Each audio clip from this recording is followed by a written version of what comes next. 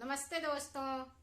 आप सब कैसे हो? आशा करती हूँ आप सब लोग बहुत अच्छे होंगे। मैं एक होली गीत सुनाने जा रही हूँ। जैसे लगे कमेंट करके जरूर बताना।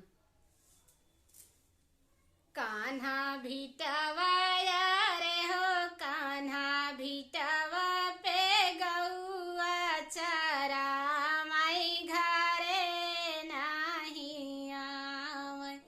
कान्हा भिटवा रे हो, कान्हा भिटवा पे गौआ चरा, माई घरे नाही आवे।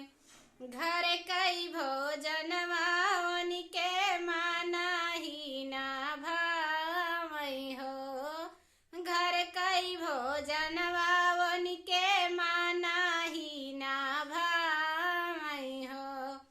कान्हा भिटवा रे हो, कान्हा भिटवा पे भौरी लगा, माई घरे नाही आवे।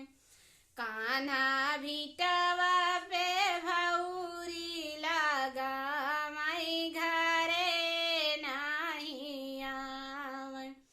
कान्हा भिटवा रे हो, कान्हा भिटवा पे गौआ चरा, माई घरे नाही आवे। घर कई गेड़ुआ वनी के माना ही ना भावई हो। घर कई गेड़ुआ वनी के माना ही ना भावई हो। कान्हा भिटवा रे हो, कान्हा भिटवा पे कहारी निवासा, माई घरे नाही आवे।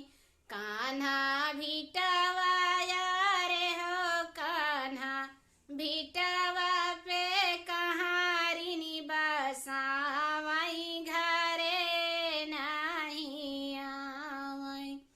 कान्हा भिटवा